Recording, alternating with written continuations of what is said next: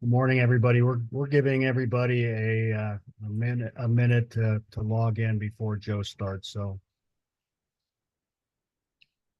bear with us.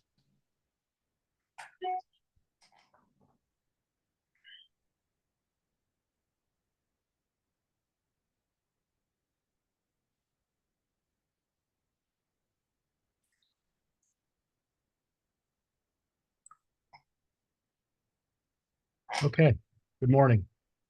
Um, just a couple housekeeping items I'd like to go over. Number one is that you will receive a copy of the PowerPoint, and there will be a copy of the video of the presentation will be also put onto our website. So if you need to go back and reference something Joe might have said, you'll have that ability.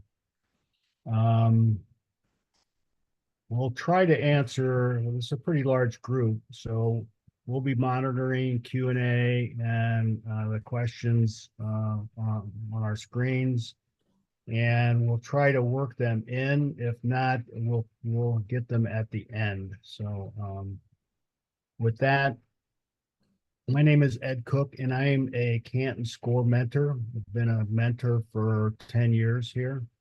For those of you that don't know what we are, we're a national nonprofit that began back in 1964, and it has grown. We have over 200 chapters and over 11,000 volunteers currently. Besides sponsoring educational workshops like this, we counsel small businesses. And that's actually what our forte is. Our tagline, it used to be at least, America's Counselors to Small Businesses. Counseling is free and confidential. It's for anyone that wants to start a business, or you have a business that's not quite working out the way you want it to. We can help you troubleshoot it and help you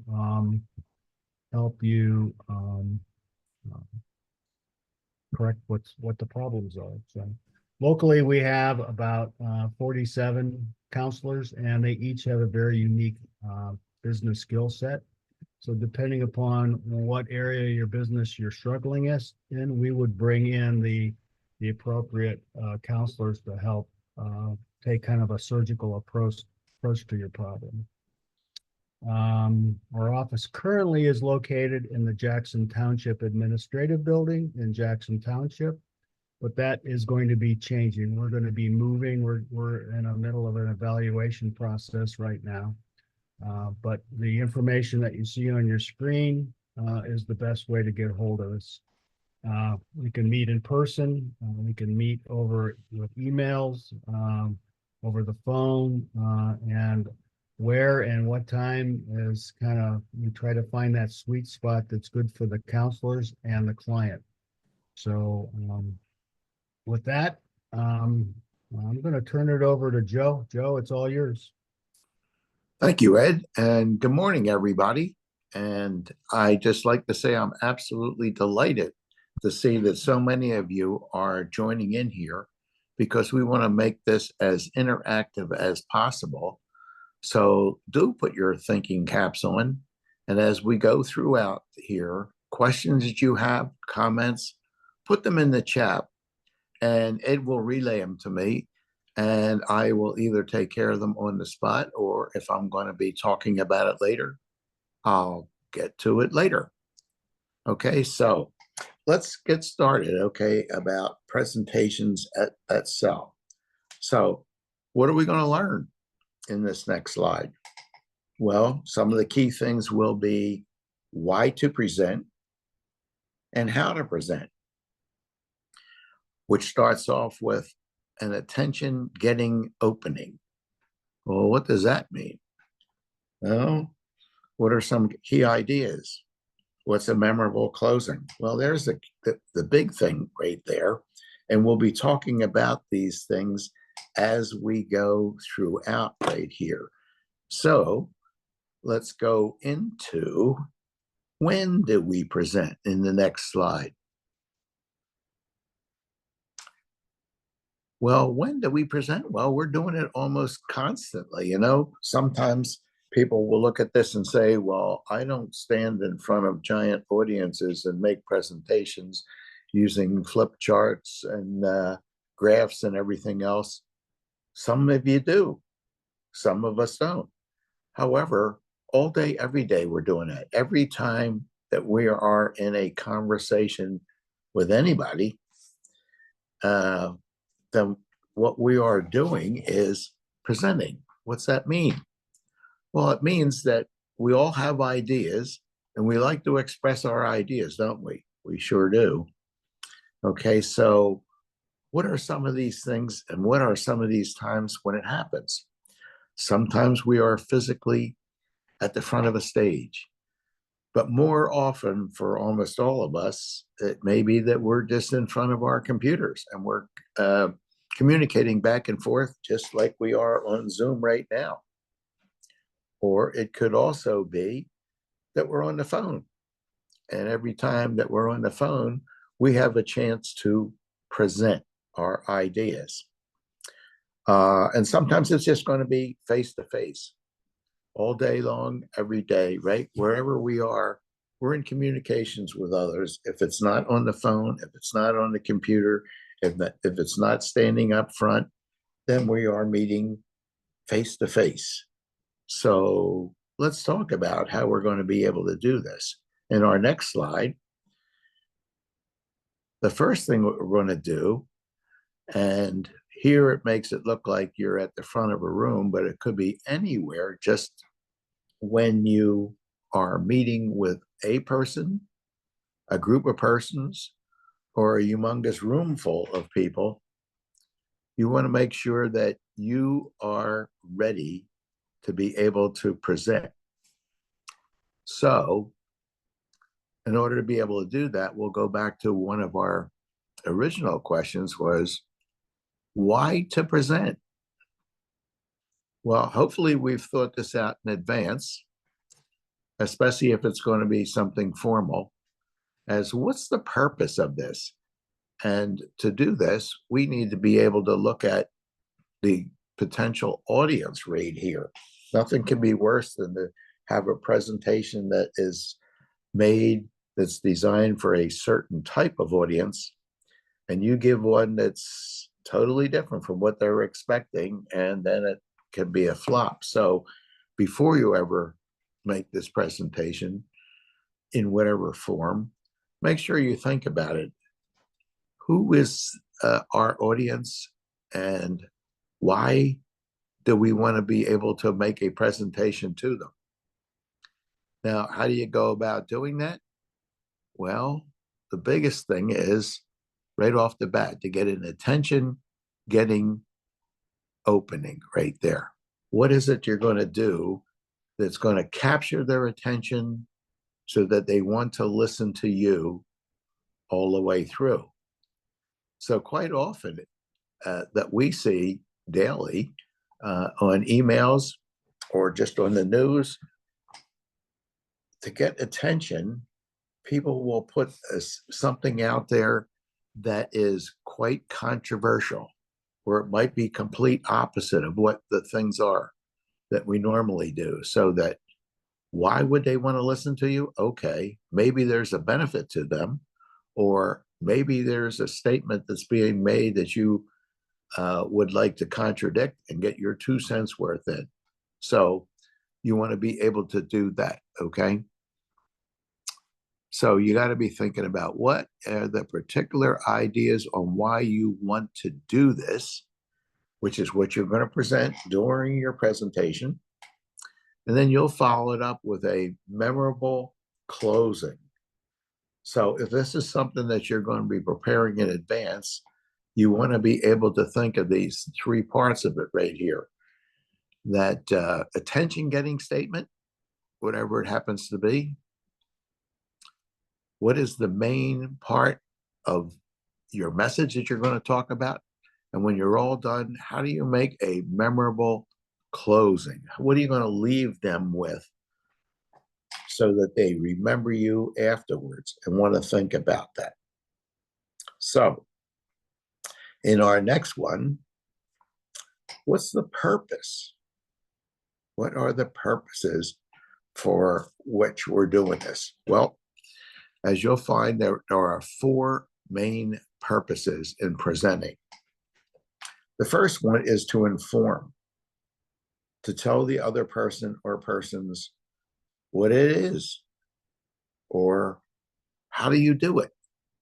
Think of YouTube and TikTok, people constantly going to it to find out how to be able to do things. So there's presentations being made to you and give you good ideas on how you can set up your own presentation. The second form of main purpose is to convince or impress. In other words, why should I be interested in what you're talking about? So when it comes down to that, is when we listen to our internal radio that we all listen to, no matter what we normally do on Sirius, in which we tune to WIIFM. And if you haven't heard it before, it stands for What's in It for Me. Always as a listener, we're thinking about that. What's in it for me? Why should I bother listening? The third purpose for why you would want to present is to persuade to action, so that the person on the other side, or persons, we're going to say, when do I get started? Or how do I begin? And lastly, and sometimes bestly, is to entertain, to make them glad that you were the presenters. So let me just recap that. The four main purposes: to inform, to convince or impress, to persuade to action, and to entertain.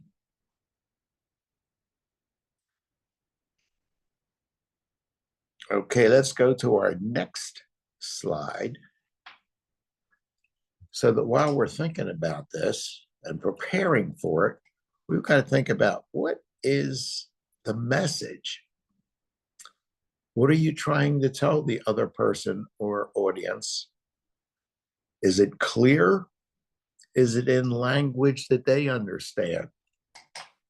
Is it in the simplest form possible, so people don't get confused in their minds and inadvertently shut off listening to you?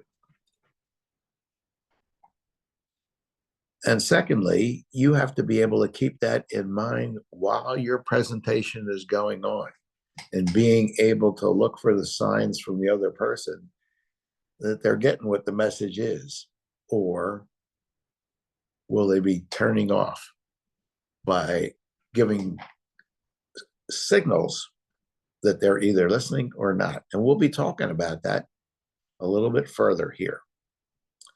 So in our next slide, are you emotionally intelligent? What's that mean?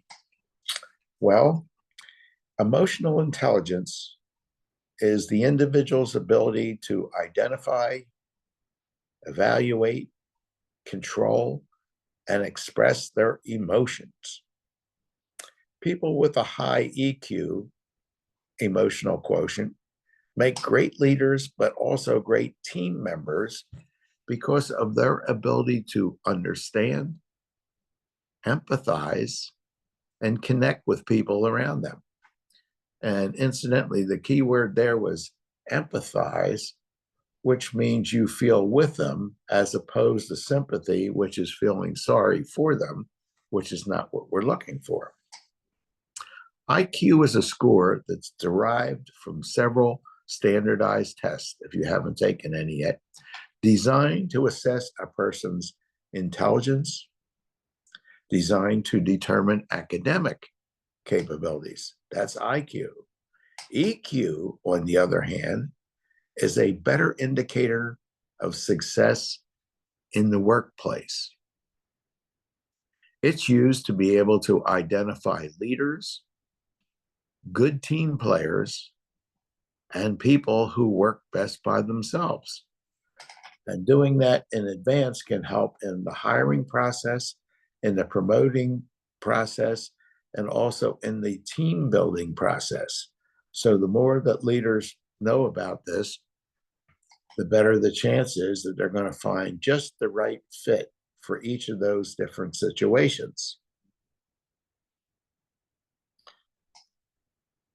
So some of the things we'll say was, how do you demonstrate EI, emotional intelligence?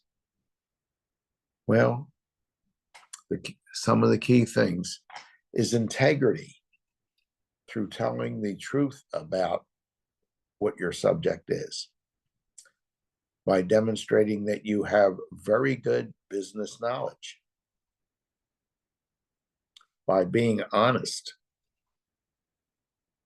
having confidence in yourself and your ideas, but being personable, making sure that you're making it a two-way conversation, and by positive body language. Now, what we're really saying here is the best way to be able to get a message across successfully is by listening. Sounds like all we've been talking about is talking, but it's actually how good of a listener are you? There's an adage that goes back thousands of years that says, in order to be a good listener, God gave us 2 ears and only 1 mouth so that we could listen twice as hard as we say something. Hey, Joe, Yes. I just we got want to do a questions. check here. What slide are you on? We're seeing how do I demonstrate EI, and it's got like a little head and shoulders picture of a guy with trust, happiness, love, euphoria, hope. Are we on the same slide as you? Slide 8. Yeah, I don't know what slide this is. Oh, okay. Well, Is this it's the one the you're one. talking? Is this the one you're talking to? Yeah, it's the one right Okay. after it says, "Are you emotionally Okay. intelligent?" Okay. All And right. yeah, this one shows a brain, Yeah. and it gives out those words that I was talking about. How do I Okay. demonstrate it? Trust, Okay. happiness. All right. We Thank okay? you. Yep. We're good. Okay, cool. Well, in order to be able to show that we're not only good listeners, but good talkers and good team members and people who want to be able to be successful, we'll go into our next slide, which is recognizing social styles. Now, this has been picked out for well over 100 years now. And the way that it's normally taught is that there are a block of 4 sections right here showing the different social styles and in their extremes. There's the analytical, the driver, the amiable, and the expressive. Well, what do they have to do with? Well, there's 2 key dimensions that determine what your social style is or anybody else's. First is assertiveness. And assertiveness is your willingness and desire to be able to control a situation or a conversation. And it goes from extremely low on the left-hand side to extremely high on the right-hand side. So what we're seeing right there is the quadrant that's called amiable like to ask lots and lots and lots and lots of questions. Okay, they ask all the time. Expressives, on the other hand, are those that like to tell others what to do.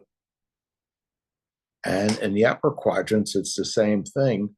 Analyticals like to ask lots of questions before they ever say anything, whereas drivers like to control all conversations. And of course, these are extremes, And it depends on the situation where we are. All of us at one time or another are all four of these styles. And where the difference comes in is how we go about using it.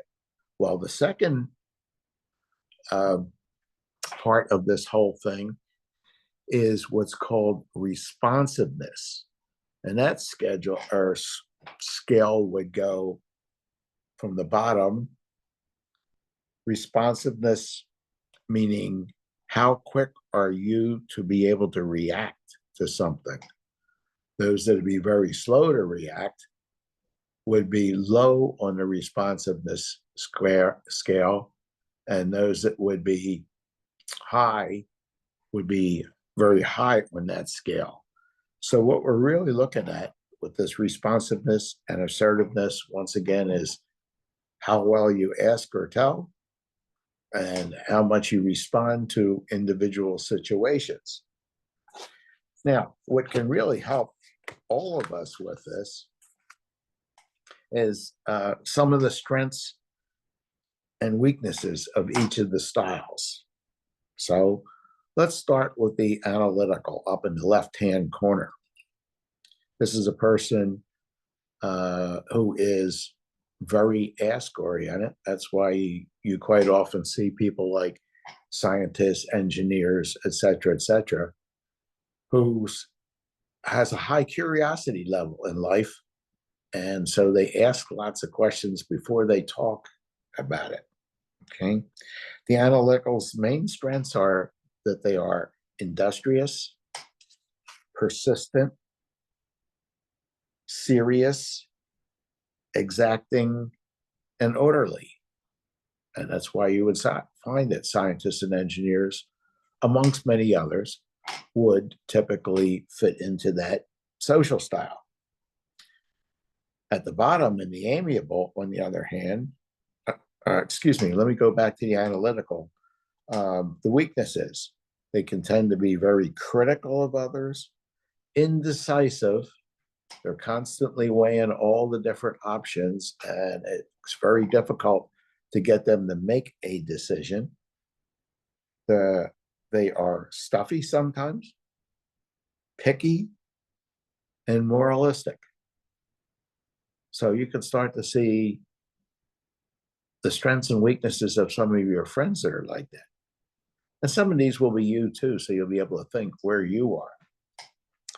Let's go down to the amiables. Their strengths, they're supportive. They will do whatever the drivers or expressives ask them to do as long as they get support from the driver or expressive. They're very respectful, willing to help to make any situation work. They're very dependable and they're very agreeable as long as the other side is taking care of them. Some of the weaknesses that they have is that they're very conforming. They all work together as a group and tend not to want to get outside the line, so to speak. Usually very unsure, and that's why they will let the tellers lead the way.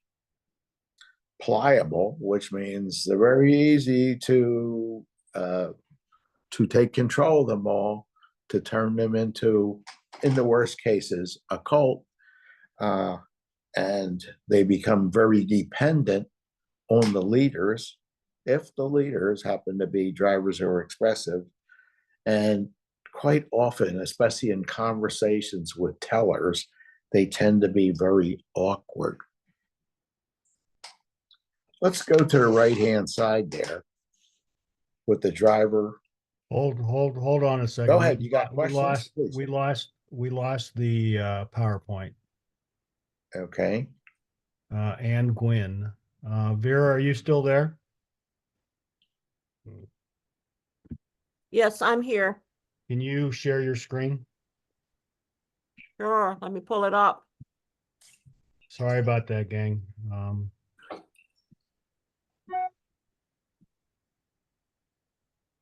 Vera, when you get it brought up, we're on slide 9.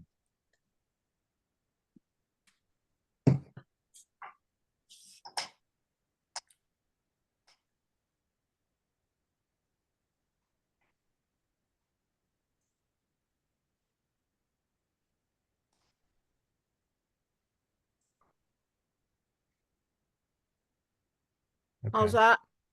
Oh, you're a couple off. Which Okay. way? The next one up. You need to advance it a couple more. I think it's the next one. It'll say recognize the social styles. Hmm. Keep going. That's not, I think that's going in the ear shake. I'm not Oh, you went back. Yeah, you went. Okay, next. There we go. Oh, you Okay. went past. Went past. Go back one. There we are. All right. That's where we are right now. So hopefully everybody's still with us. Yeah, sorry about that, gang. A little technical difficulty here, so. All right, Joe, you've got it again. Okay, we're going back over to the right-hand side with the driver, who's extremely tell-oriented, okay, and very low in responsiveness. They don't want you to see what they're thinking. Now, their strengths are they're extremely strong-willed, independent, practical, decisive, and efficient. Okay, they're going to get the maximum productivity with the minimum amount of effort, and that's usually going to be because they're going to delegate and have everybody else do the work so that they can move on to the next. By the same token, some of their weaknesses are that they can be seen as being very pushy, sometimes severe, tough, dominating, and harsh. So you can see where, especially with the amiables, but also with the analyticals, that kind of person can really cause a lot of problems if they're not careful to take care of and support those that we see on the left-hand side. Okay, and last but certainly not least is the expressives. Their main strengths are that they are highly enthusiastic, very ambitious, stimulating, dramatic, and friendly. And as a result, they make not only great team members, but great team leaders. All right, so they're very interested in, yeah, we're going to win just like the driver does, except it's not me that's winning, it's us. We're still on the other slide. There we go. Okay. Okay. Now the weaknesses, they can be seen as being manipulative, undisciplined, egotistical, excitable, and reacting, which can be seen by the other styles as being negative. So it's how they use those strengths to be able to accomplish. So in a team, which is the best? All four. You need to have people that have, or teams that have all four styles because of the strengths. And each of the other styles has to be realizing that the other styles are different than they are. And they have to make sure that their weaknesses are not seen as somebody else's weaknesses. So at this point, since much of the rest is designed around this, I'm going to ask, do we have any questions or comments up to this point?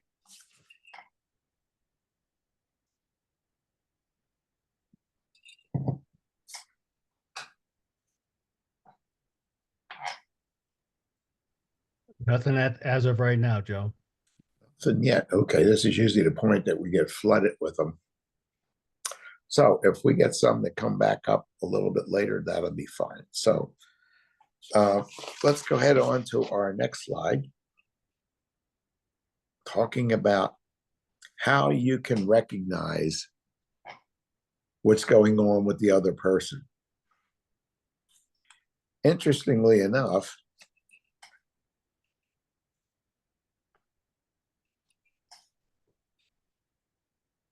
I will ask, I'll ask the audience right now, what what part of what's said, tone of voice, and gestures do you think carry across body language? Just throw in 3 different numbers right there. So you can put them in the chat and we'll start to get some ideas. What part do you think is most important? The words, the tone of voice, or the facial and body gestures? Let's see, Austin says 20, 50, 30. 20, 50, 30. Okay. And Andre says it kind of depends on the culture. Interesting. How Gestures true. are important. 10, 20, 70. Gesture 60, tone 20. Hand movements.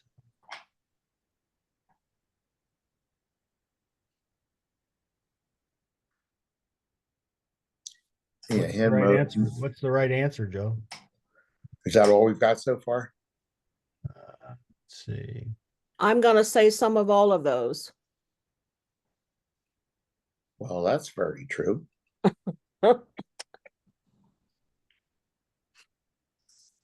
Okay, if we don't have any others taking their guess, I'd say 30, 30, 30.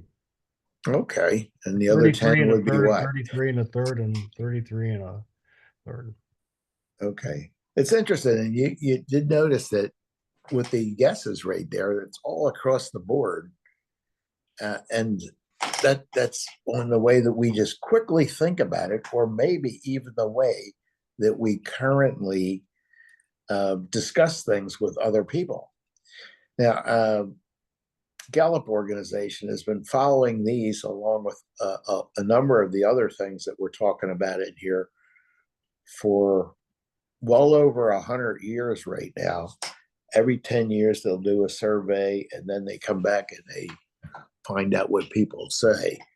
And interestingly enough here, when it comes to being able to convince, 7% of what's said is in the words. 7%.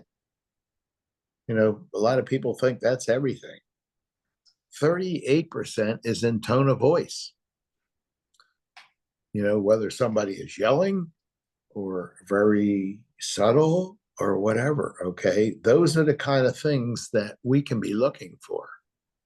Very little with the words, a lot in the tone, and that leaves 55% that shows up in facial and body gestures. Wow. Just think about that.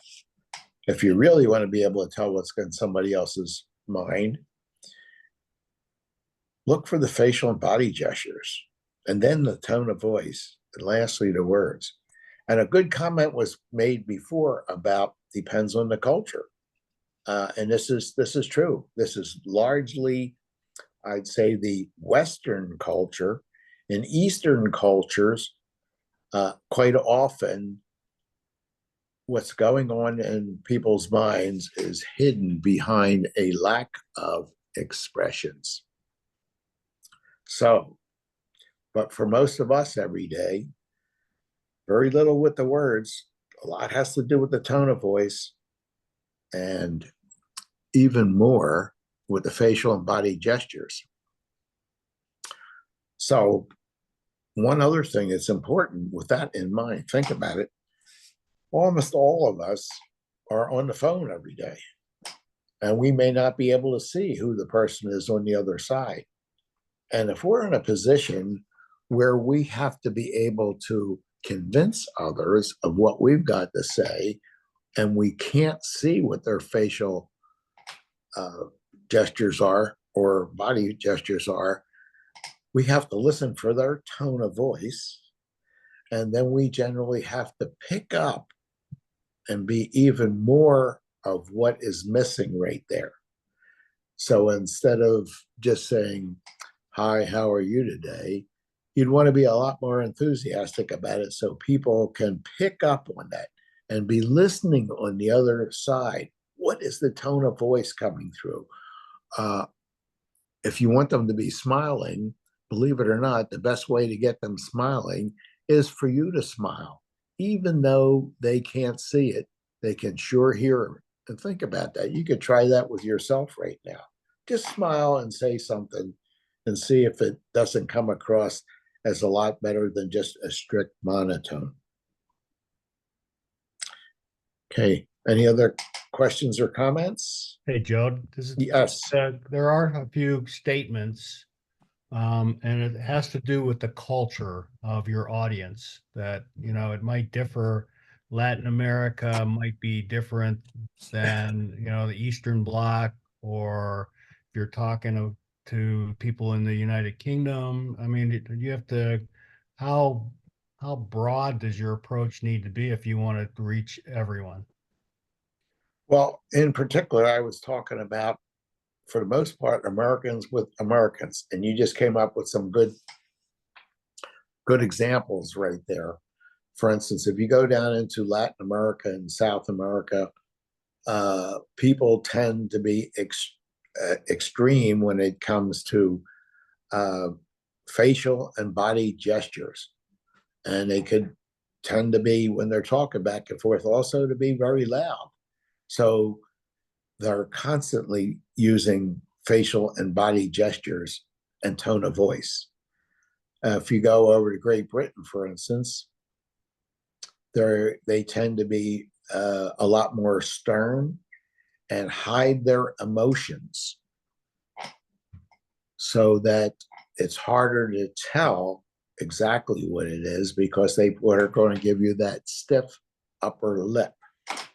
In the Eastern places, people would tend to be, for the most part, extremely non-verbal. So that makes it a little bit of tougher.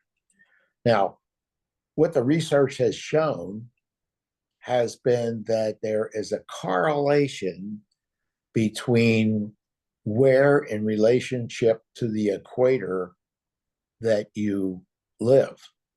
So that those that live close, excuse me a sec, those that live closest to the equator tend to be in very warm regions, and as a result, they wear a lot less clothing, and they would tend in many cases to wear or to live in huts or more open spaces.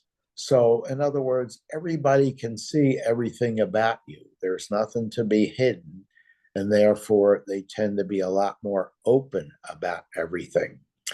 The further you get from the equator, the colder it is, and people tend to be wearing a lot more clothes and tend to stay inside their houses a lot more rather than gathering around communal areas like those around the equator. And as a result, they tend to be much more stoic. Since they are closed up like that, they tend not to let on. So, Hey, Joe. yes. How do you apply? How do you use body language when in a Zoom presentation? Any suggestions? I would say it's difficult. It's almost like a being on the phone, except you are visual. But think about it. When we're on Zoom, what do we got? We have just one face looking straight ahead all the time.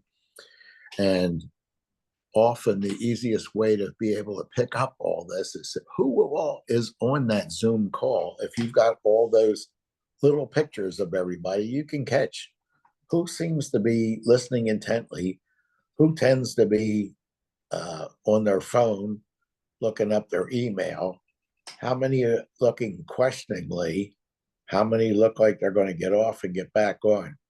So a lot of that does have to do with your visuals and looking for the cues from the other people on what they're listening.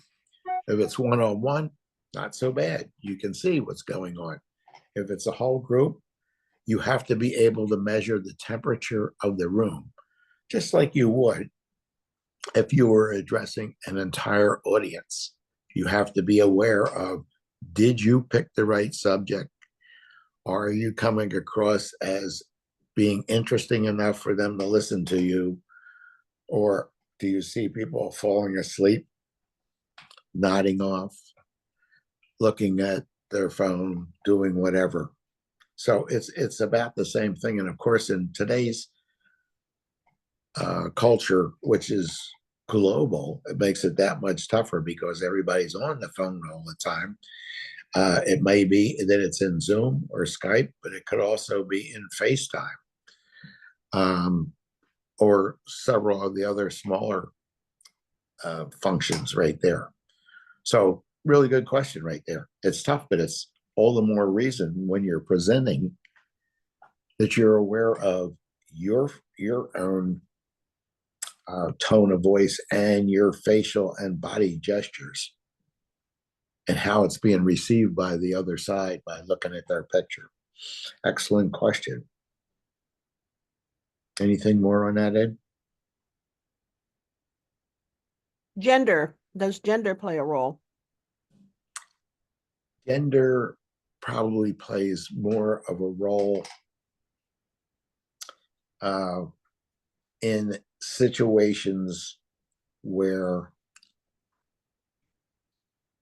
the end result is being looked at, and do you want to come to the best result or not?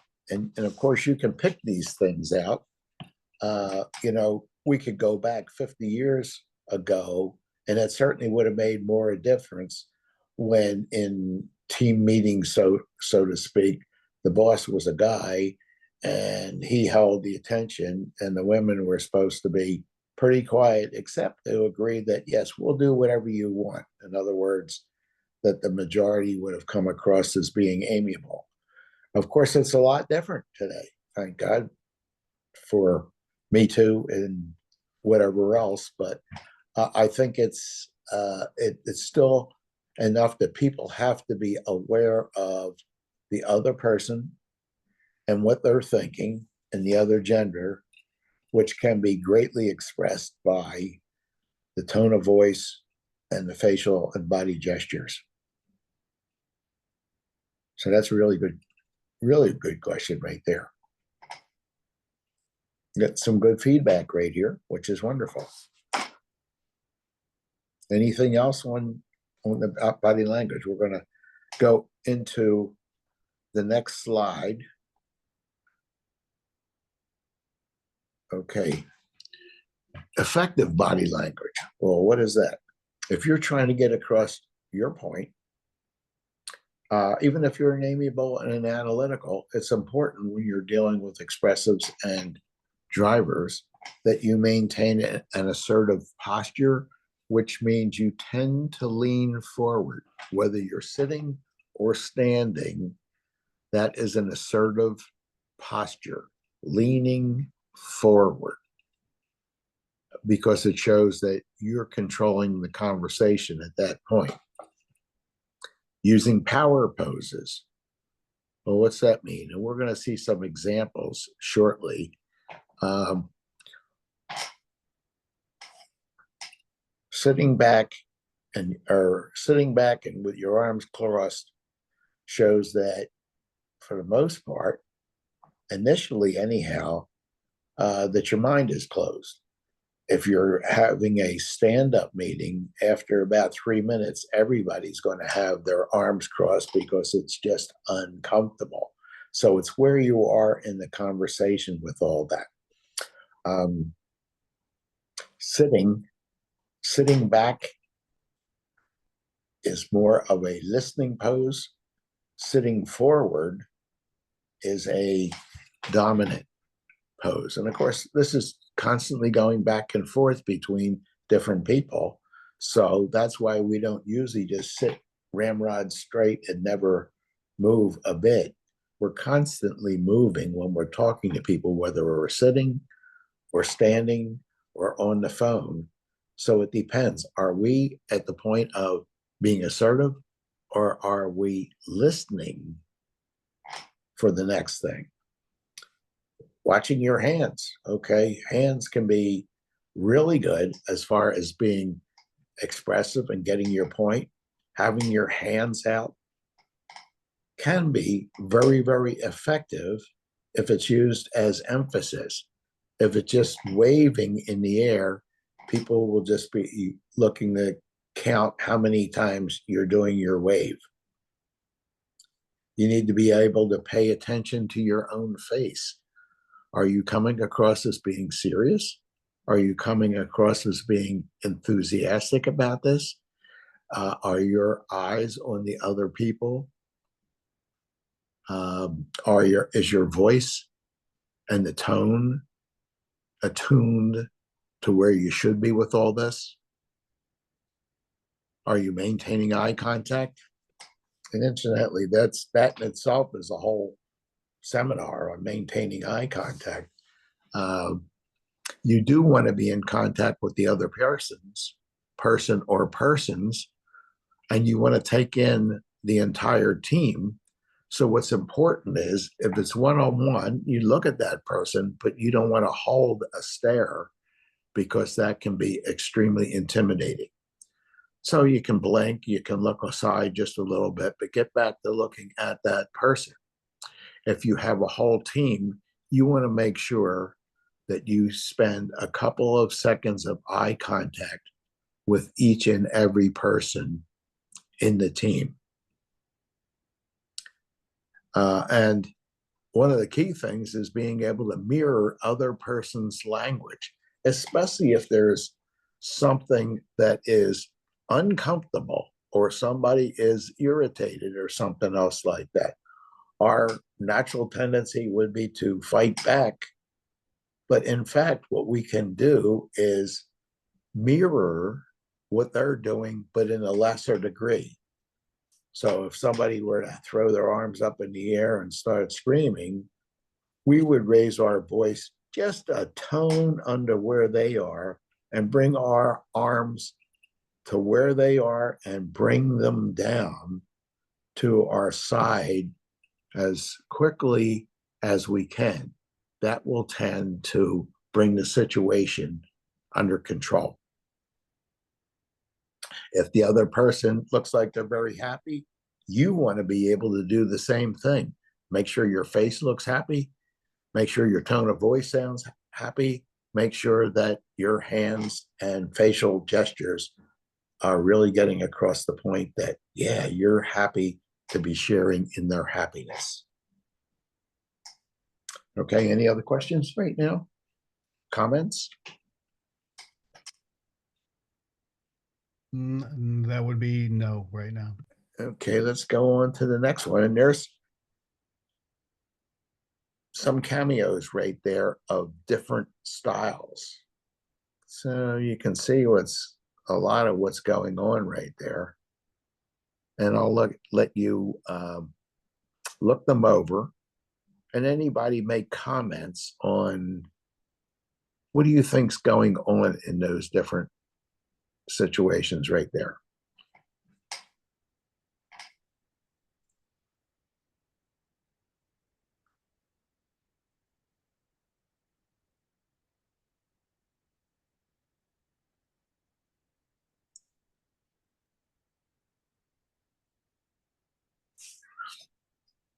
Anybody can pick any of those out and say, what do you think is going on right there just by looking at that little picture? Well, there's a couple people that are in a conversation. One guy with his hands he's asking a question. Even possibly the young lady at the top to, let's see, the fourth from the left, she might be asking a question.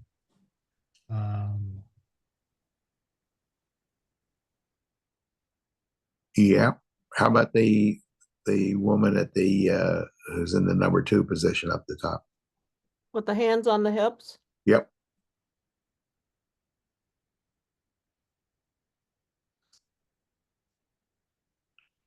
She could be expressing a number of different things. It could be that she's the dominant person and she's trying to show the domination by doing that.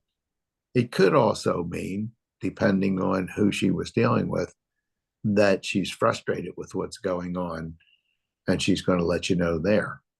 Now, if she was dealing with the guy right to her left, well, that guy looks like he's about as casually walking out the door as you could imagine right there. On the other hand, if she was dealing with the guy in the middle, well, he's taking a very assertive stance right there, like I'm in ahead of this whole thing, and in which case she might be extremely exasperated over it. The woman to the right of him, as you said, looks like she's asking a question. And the couple right next to that, obviously, I don't even know if they could tell their facial expressions. They're so close together, right? So obviously that's a very tight situation right there. Now, let's go into the bottom row right there. The first two are together. What does it seem like is going on right there?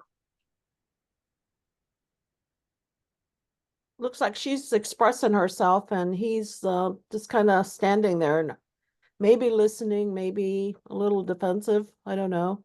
Yeah, it depends on the situation. You're exactly right. Now, in this particular case, they're very close together. So that makes it a little bit tougher there too. But obviously she is expressing herself and he could be just thinking over what she said.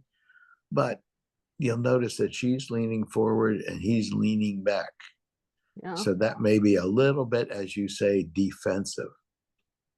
Yeah. The next guy over looks like he's just ready to take off out of the room, doesn't he?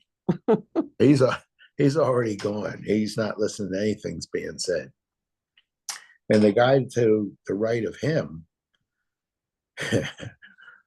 I guess he's totally at sea, isn't he? He doesn't know what's going on. And that those gestures really get it across, right? Hey, I don't know what's going on. Tell me what's going on here. And then we got that last. We have a group of three. And there's a lot of stuff going on right there. First, we have the guy who looks like from his gestures, he's talking. She's talking at the same time. They're both keeping their body language assertive. So they do look like a couple from New York City, which is different from the rest of the country, incidentally. Talking simultaneous is seen as a very positive thing. Somehow or other, New Yorkers, and I've worked an awful lot up there, have been able to talk simultaneously and not be unhappy, but be very happy on carrying on conversations that way. And the guy on the far right, it looks like he's not listening to anybody. He's already got his mind made up. He's got his arms crossed, and he would like to get his 2 cents worth in, but obviously he's not. Okay, anybody else with any comments on that? This works even better if you're in a room with all the other people here. Yeah, All right. hey, Joe, in chat, there's a number of responses, actually. Oh, please do. Let's see. Susan, let's see, why can't I move anything here?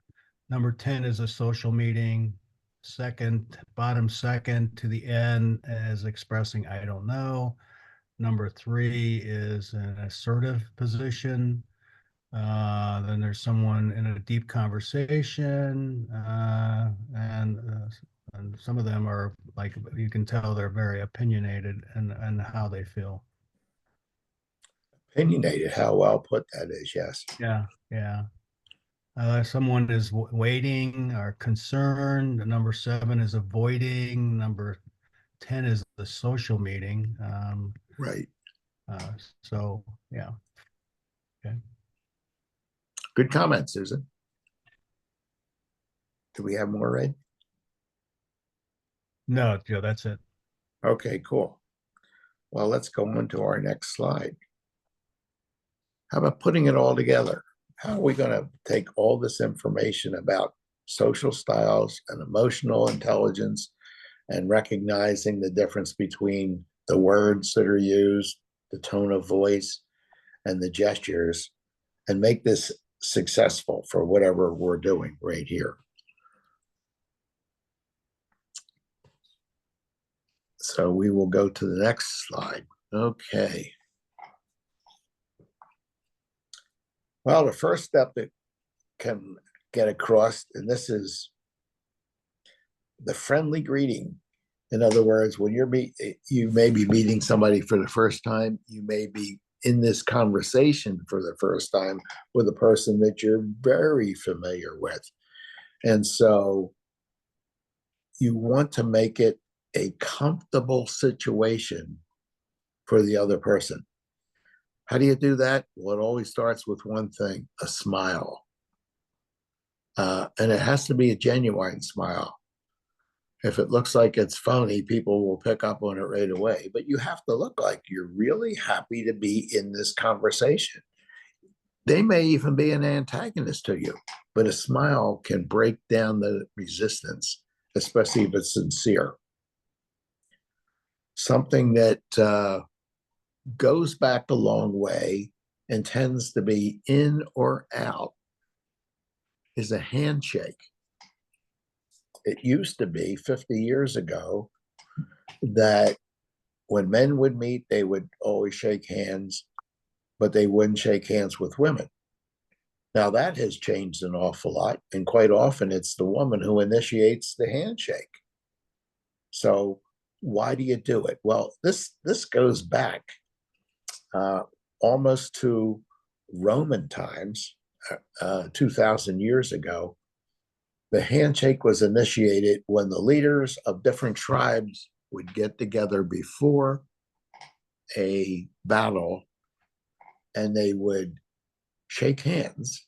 And the reason for it was it showed that they did not have a weapon in that hand, and therefore they're not out there to harm you, but to actually talk and discuss what's going to go on.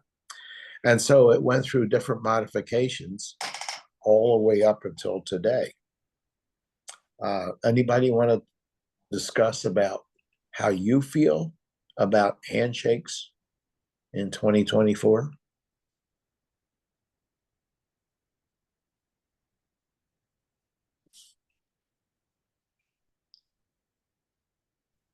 Well, there was a time where with COVID, it changed a little bit. You know, you're doing Sure did. bumps and alternatives, but I think it's come back.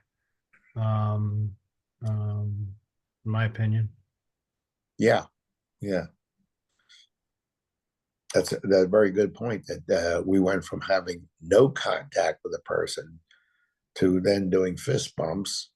And then as things got a little bit better, we started doing elbow bumps. And finally, handshakes are starting to come back. Any differences that the women feel about shaking hands with other women or men?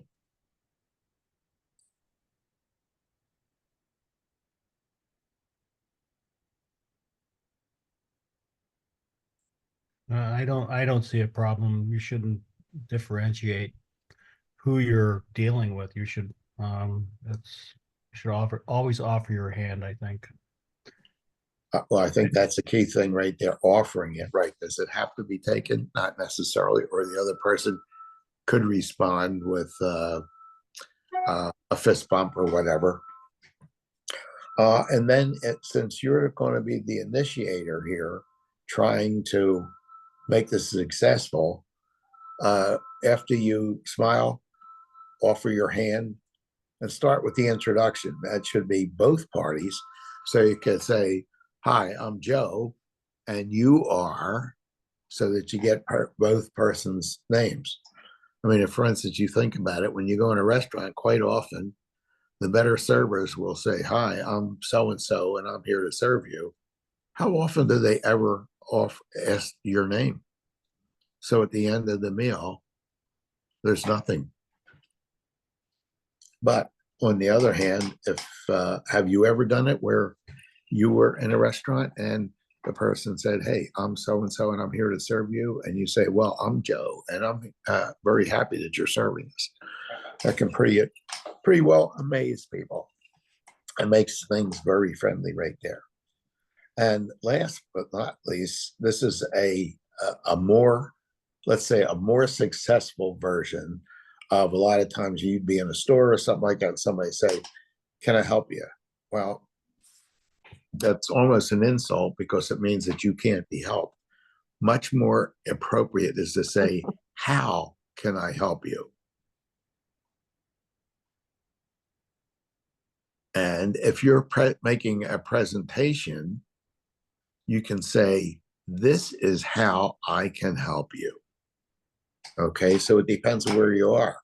If you're just starting out, you say, "How can I help you?" And if you're already in the presentation, you say, "This is how I can help you."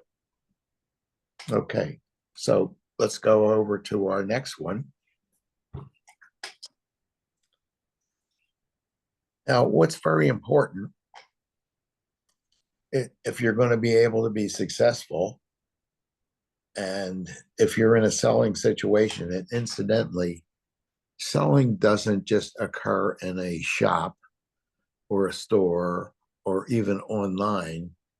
Selling is going on constantly between people all day, every day. What are you selling? What you're trying to sell is your idea.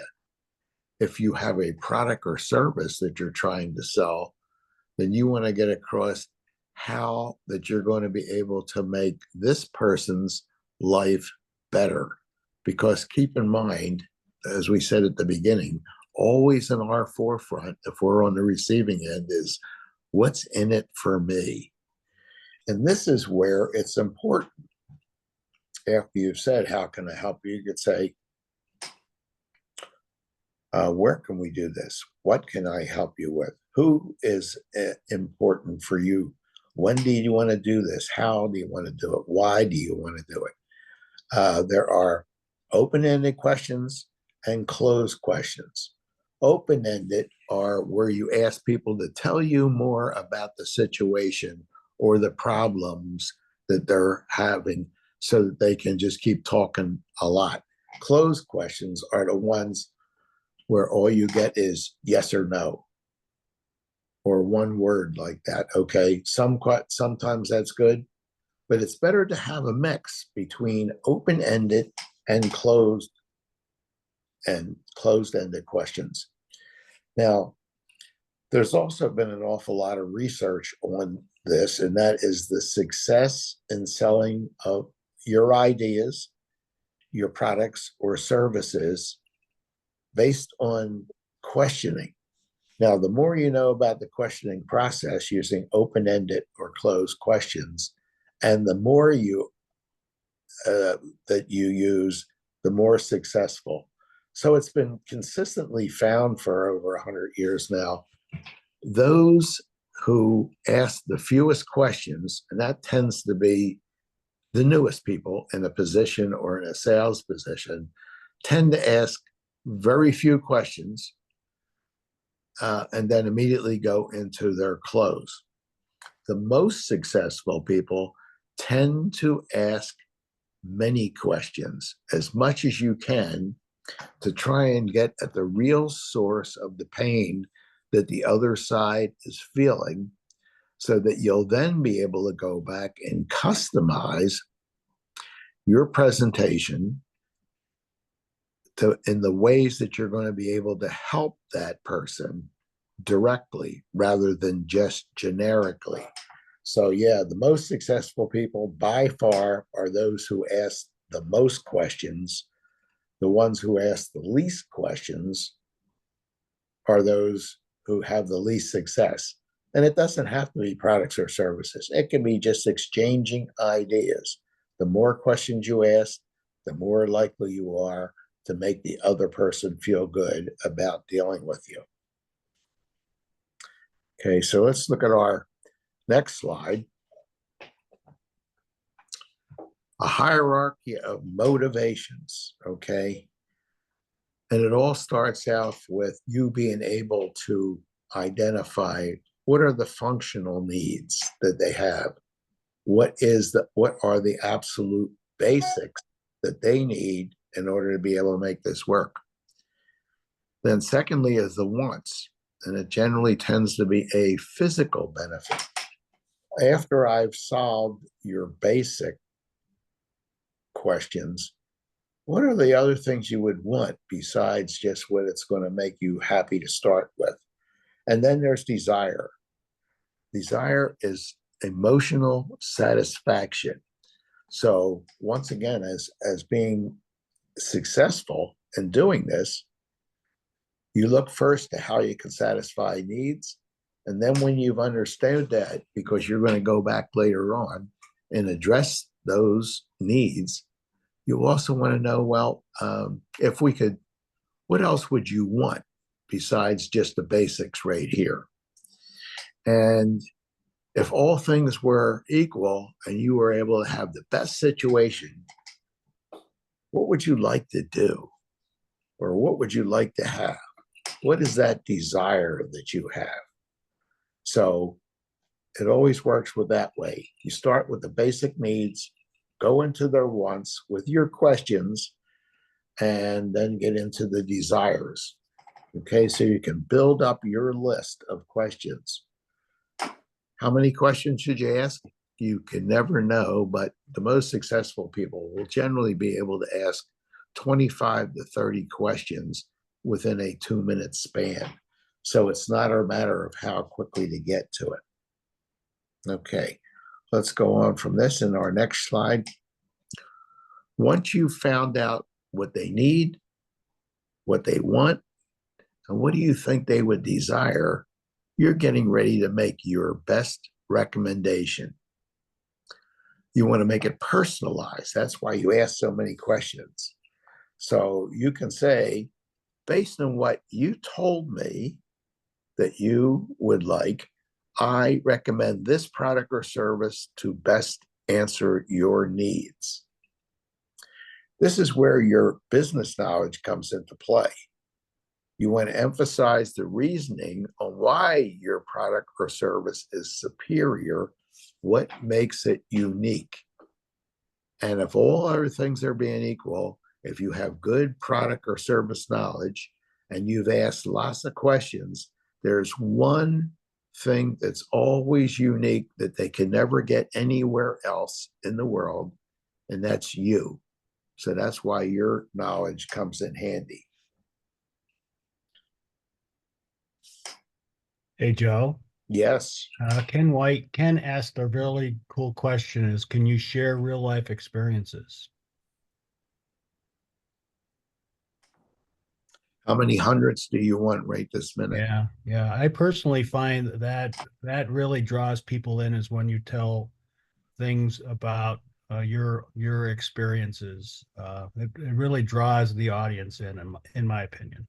Yeah, absolutely. I'll tell you what, I'm going to table that just for a short bit here. After I get through my steps, I will be very happy to go back and give you an example, give everybody an example, and listen to some others too, okay? So let's go on to the next one. Here's a question for you. People buy what? Not what. This is very important. And a lot of salespeople miss out on this.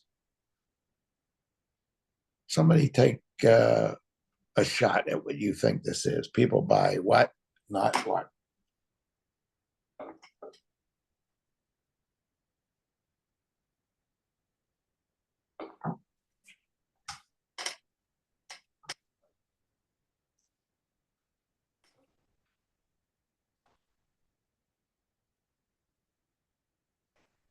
Hey, And Joe, you, there's yeah, quite a few comments in chat right now. yeah. Let's see if I Let's can. address them. Okay, let's see.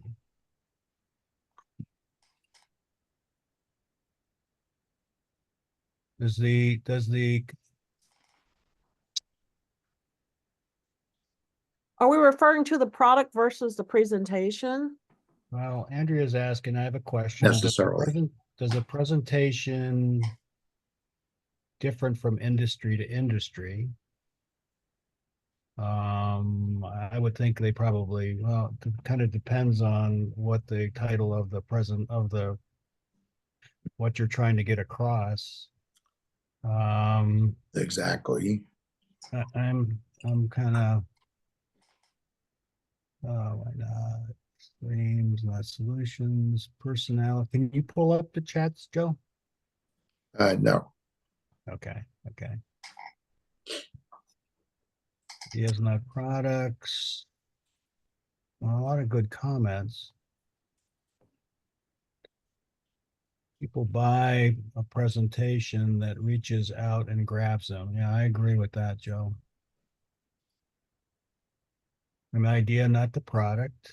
Yeah, right, what is the idea of what yeah, is yeah. being What, satisfied? So, yeah, what they um, want, not what they need. A lot of really good comments. well, sometimes people will come in and they'll tell you what they want before they've addressed their needs. And if that can quite possibly lead to a non-successful event, in that they'd be very unhappy when the basic product or service fails, just because they talked about something that they wanted but did not take care of the basic needs. So it always works its way up from there. And as far as that question regarding different industries, the only differences would be the product or service knowledge that is different between the industries. So once you got the basic concepts of all this, it works in all situations, whether it's just one-on-one, you getting to see your buddy and saying hi and going on about where we're going to go to have some fun on Saturday night, all the way up to the chairman of or a chairperson of a large business that you're trying to make a final close on. So we will give some examples as we get through a little bit. So you have some more comments, Ed? Throw them out there. We've got time here. Let's see. Yeah, I think we went through them, Joe. Okay. Well, did we get anybody that put in answers for people buy blank, not blank? They buy on perception, not what they need. Consumers buy solutions, not products. First trust, then product service. That's pretty good, I think. Yeah, reaches out and grabs them. They're good. And the basics just gets down to this, and different ways of expressing it were just put out there. But basically, people buy benefits, not features. And unfortunately, many salespeople tend to load up by telling them everything. Here's what our product is. It is this, it does that, it's got 400 pieces of this, it's made out of this, etc., etc.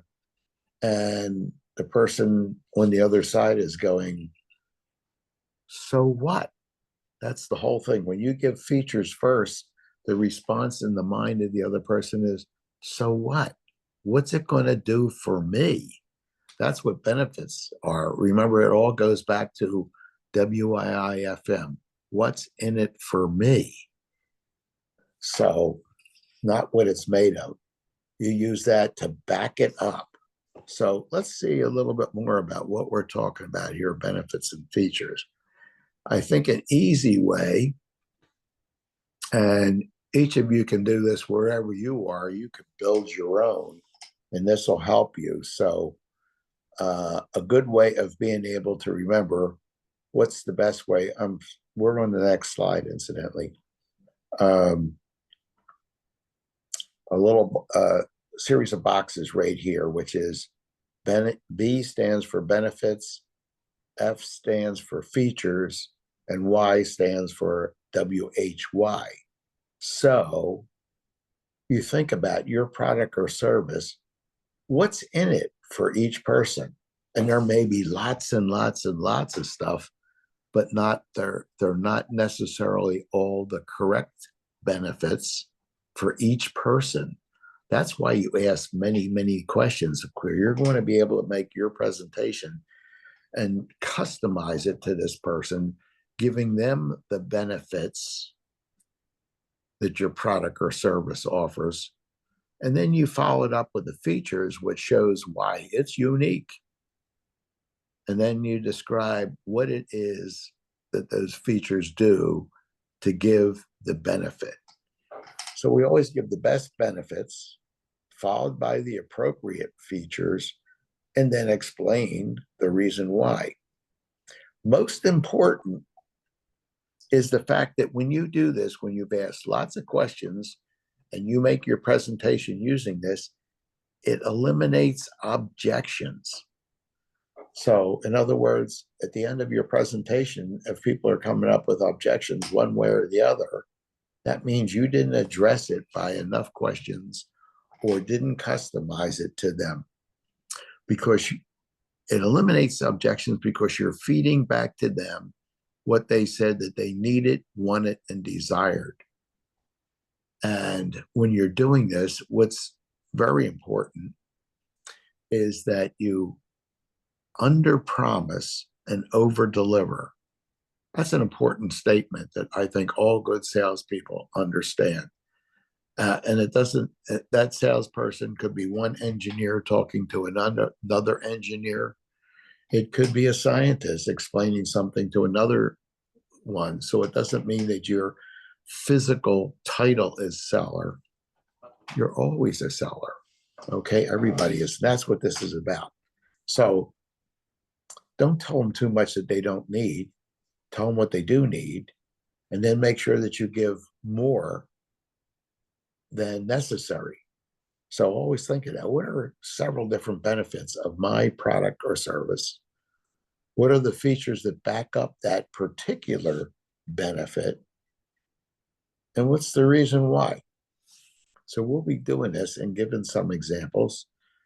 In the meantime, any other comments yet? Well, we'll be getting to some examples. Okay. No, Joe. Okay. Okay, so the next slide.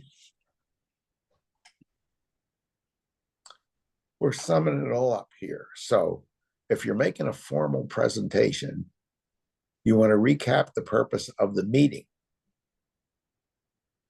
What are the key ideas? What are the desired results? And what is the action expected?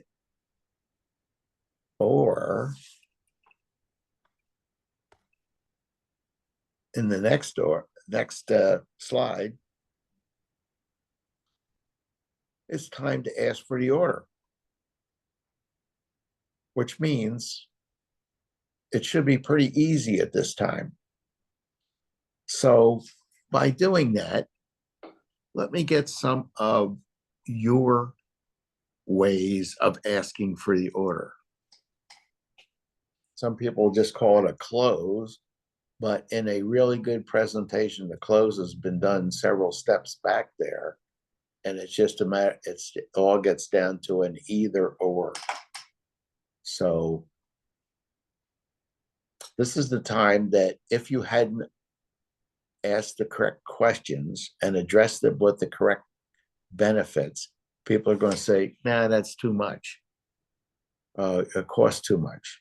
I want something cheaper. Well, that's at the point that you can go back and say, oh, I guess I misunderstood. You said that you needed to have this, you needed to have that, you needed to have that. Okay, our product addresses all of these things, and this is what justifies the price. Because at this point, if you cut the price, what are you doing? You're saying that all along, the product or service never really was worth that much anyhow. So we're going to get you closer to what the true question is, or true answer is. Okay. Are we getting some closes here that people use? How you ask for the order? No, I can tell you from my past experience, Joe. I mean, in a setting like the photograph is showing, where it's just, you've completed your sales presentation and they've asked questions and you were able to give them good answers. You just ask for their business is what I've done before. Well, and that's absolutely right. And doing an either or is probably the best way of ensuring it and avoiding coming in with any other objections, So at this point, you could say, did you need 100 of these now or 500?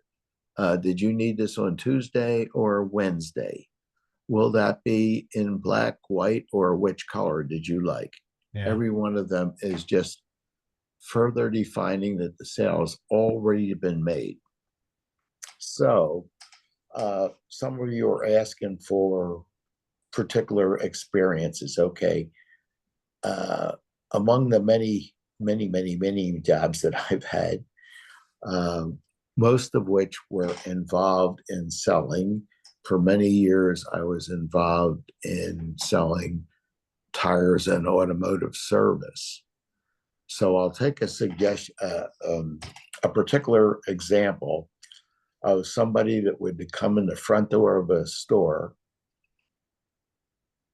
And if they're in their store, there's only one reason why they would come in the store, is because they need something and they want something, and they want to make sure that you are the person that takes care of it. Yeah. Because there's always, I'm sorry, go ahead. Hey, Joe, Andrea has a question. Can you provide any standard? Is there such a thing as standard questions when you need to identify what their needs, wants, and desires are? Well, it really depends on everyone is a different situation, because there's so many things that bought and sold, including just ideas and everything. Standard questions. Let's see. Well, we could start off with, what's your problem as you see it? Okay. Can you, what would you like it to look like if you didn't have that problem? So in the best situation, you would, this is the way it would be. And it currently is what? How does your situation look like right now? Okay. Well, that means that what's missing is the difference between what you consider as the best solution and where you currently are. So let's take a look and say, what are some of the causes of that? And then you have to be careful of distinguishing between causes and symptoms, because symptoms just mask causes, but to really get down to it, what do you think really caused all that? And this is where your questions can come in, talking about your knowledge of your product or service. What are some of the causes of all that? Once you can identify the causes, the solutions often become just the opposite of the causes. So how do we eliminate the causes to get you back to your best desired result? Let's get here's several different solutions.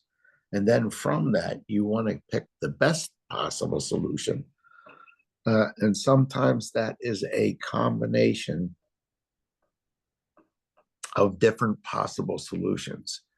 So asking questions, you can find out what they think might be a part of a solution as they see it. And then you can offer other solutions as well. And one or the other might be the best, or it could be a combination. So standard questions, yeah, that's what it gets down to. What would you like? How do you see things right now? How is that? What is the problem as you see it? Let's explore the causes of what that would be. Let's come up with some possible solutions. Let's pick the best solution. So I'll take an example of somebody coming in into a tire store. Well, you're already 99% of the way there, because somebody had lots of different places they could go, but they picked to come in. And they're at least happy with their expectations of your company, right where you are. They may or may not know you. If you know them, you can always start in on the questions. If you don't know them, then you go right through this where you come out and you greet the person. You say, hi, how are you doing today? And I'm Joe, and you are? Yes, nice to meet you. Okay. And how can we serve you today? All right. Well, let's see. You say that you need some tires. Okay. Well, let's do this. Let's try and get at the cause of the problem on why you had to be able to come in today. Let's go out and take a look at your car. Let's take a look at the overall condition of the car. Let's take a look at the condition of the tires to look for any kind of irregular wear, why you didn't get your money's worth out of it. Let me ask you some questions along the way. It's a very nice car. Are you the only one that drives it? Do the other drivers also drive the same way you do? Who else gets to ride in it? Do you have kids that have to be transported? What's most important to you? Looks? Safety? What are the kind of problems that you've been having? Have they been sliding in the rain? Do they slide in the snow? How about going around corners? Do you feel unsafe when you go around corners? How many miles do you drive a year? Where do you intend to go this summer? Is most of your driving local? Do you drive long distances? Do you drive long distances every once in a while? Each of those situations has different things. You know, there's comfort, safety, feeling secure about everything. What are those things that are most important to you? Okay. Now Joe. that we know, yes, go ahead. Hey, Sheila has an interesting question, I think. Okay. And she's referencing a few slides earlier where you mentioned there's four purposes in a presentation: to inform, to convince, to persuade, and to entertain. Right. And she's working on a presentation that has all four of those components. And she's asking, should it only have one primary purpose? That depends on your particular audience. It might be just one, it might be all. Yeah. It might be a couple, you know, it all depends on the individual situation. Yeah, if you're trying to do business with this person, the purpose is to walk away with their business, right? Absolutely, yes. Okay. But there could be other purposes. One might just be to, inform people, about a change coming down the pike or what have you. So, Absolutely. Absolutely, yeah. So uh not every single situation is where you're selling a product or service. What could be just selling the idea. And I mean, as a for instance, it could be that there's bad news coming down the road. And it's a lot better to have addressed it in advance and let people know. I mean, this is information, okay, because of a bad first quarter, there are going to be cutbacks, and we're letting you know in advance. Now, the cutbacks may mean that you just work fewer hours, or you might work fewer days, or it might last for a while. So we wanted to let you know now so you can prepare as well as we can. And that's a bad news situation. But it could be the other thing where we just found out that our company has just come out with a truly unique new product that's going to place us at the forefront of the industry. And we want to be able to get out front with this. So before we announce it to the public, we want to make sure that each and every one of you knows about the new product. What are the benefits of this product? What are the features that back that up? And how exactly you can best be able to explain this to your upcoming clients. So it's good news, bad news, just depend on the situation. So that's part of the purposes right there. Okay, let's see, where was I? Oh, yeah. We just went out and took a look at your car. We found out all the stuff about your driving, what you want out of everything. And in the meantime, I'm sorry, I had to excuse myself to answer that phone. Yes, okay. Thanks for hanging in there. Let's get back to where we were. Okay, well, based on what you told me you need and want, this is the tire that I recommend for you. It will best fit your needs. And here's the reasons why. You said that you were feeling insecure when you go around the corners. Well, this will give you a lot better side traction. You talked about slipping when it rains outside, especially when it first rains. Okay, you'll get much better wet traction with this tire because of these features. And this is what they do, blank, blank, blank. You also said you wanted to make it very the maximum safety when your teenage daughter is driving the car. So this is what this will do to help increase the safety and traction, especially since she has to drive to school in the wet and sometimes in the snow. These are the things that make it work that much better, and here's the reasons why. Okay, now, I think I've answered all your questions, and if that's the case, this is the reason why I've asked you all those questions, made this recommendation. So, did you want us to take you home and give you a call when it's all done? Is it better to do it right now or later this afternoon? Is Tuesday better for you? Is Wednesday better? You tell us, and we'll make sure that you're all taken care of. So thank you.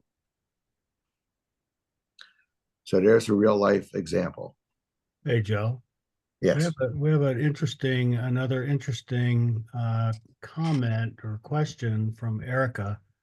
She's asking for a nonprofit will be asking for the idea services, or how do you approach donors with that you're trying to hit them up for some cash, you know?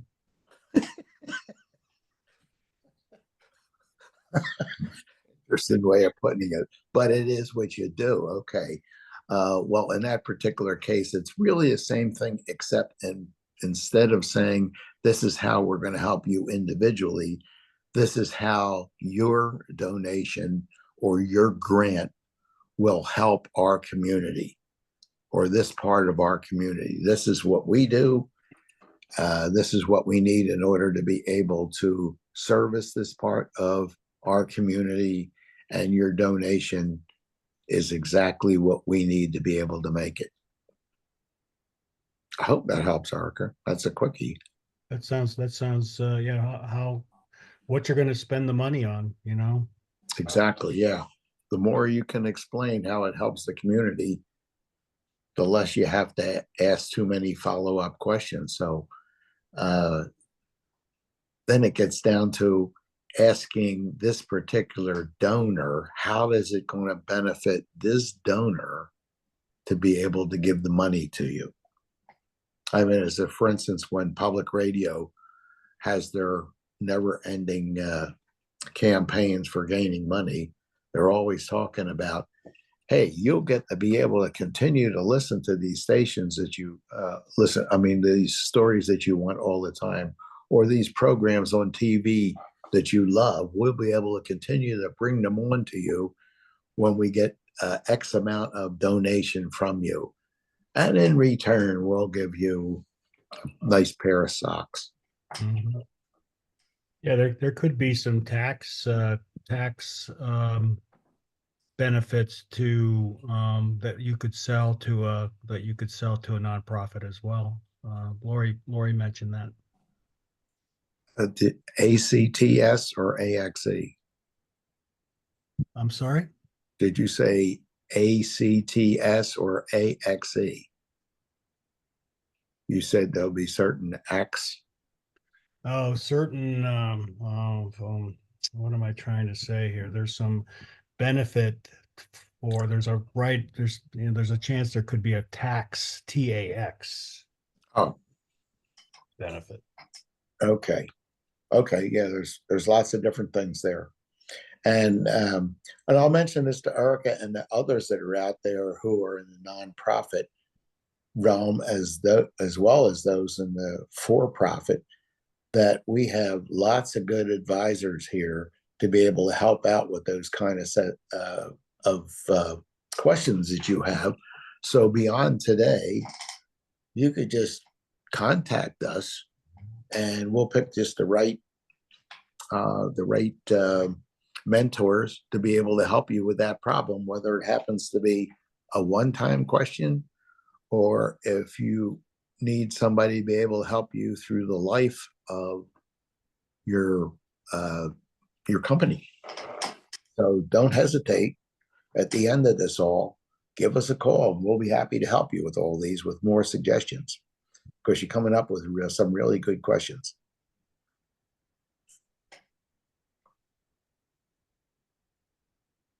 Okay, we all right with that? I hope the example I gave, the real life example, helped you out with that. Okay, then let's go on to the next one. So the next slide. What have we learned? Well, first, why to present. Okay, and we gave those 4 different purposes right there. And then we talked about how to present. What was that? Attention getting opening. And this is especially true if you're getting in front of a group of people rather than just a one-on-one sale. You know, what is it? Did you ever think about what it would be like if we eliminated all the hospitals? Whoa, gets people thinking right there. Well, then we're going to get into here's what's happening. There's all kinds of new things coming down the pipe, all kinds of ways of extending our life, but they all require more funding. Okay, so here's our key ideas. And memorable closing is, keep in mind your donation may be the one that helps to keep you or a loved one alive for more years. So that'll be that. And let's go into our last one here before we open it up for all kinds of questions, and just say, hi, thanks a lot for tuning in today. We really appreciate having your attention, your questions, your comments, and we're just loaded with all kinds of great seminars, webinars, and mentors to be able to help you to be able to grow your business. So from my standpoint and ours, happy selling. And we'll take any other questions or comments you have. Okay. Let's see, will there be a number or email displayed in chat for membership?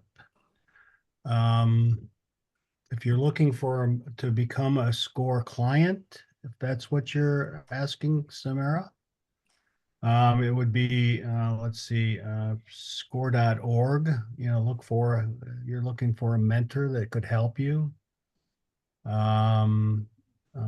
Let's see. And we could make that score.org/Canton. That'll get us in directly. Yeah, depending upon where they are, Right. Exactly. The second slide did have our contact information. If there's any way you could jump back to Can the I get second back there? slide? Yeah, back all the way. Yeah, if I was more proficient, I would get there without, whoops. Oh, there you go. There you go. There we go. There's our email. There's our website and our phone number. So, and you will be receiving a copy of the PowerPoint, and the recording of this webinar will be on our website, and that is canton.org/Canton, Did I say that? No, it's No, score. score.org. Score.org Yeah. /Canton. And if you hit the menu up in the corner where you hit the menu, you can look for workshops and events. And then at the bottom of that, there's something for recorded workshops. It'll be eventually be there. I couldn't tell you when, but it will be there. So I hope that answers everyone's questions. Let's see. All right. Yeah, Samara took a screenshot of that, so that's good. So Cool. if any other questions, now would be the time to ask them. Um, Well, let me say here, Ed, since we're waiting for that, let's say instead of any questions, if you were to have a question, what would it be? oh, that's good. That gets responses.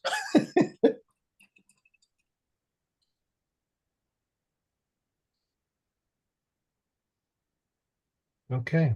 Well, let's see where we do have one. Okay. Okay. I think we're good. I think we're good. I'm hoping everybody got their questions or comments acknowledged. With that, I'm gonna let's close it down. Joe, thank you so much for your time to prepare for this and to present it for My everybody. pleasure. And thank you all for joining us. I hope to see your names on our future webinars. So have a Thanks, great everybody. day. So Thanks. long. Bye-bye.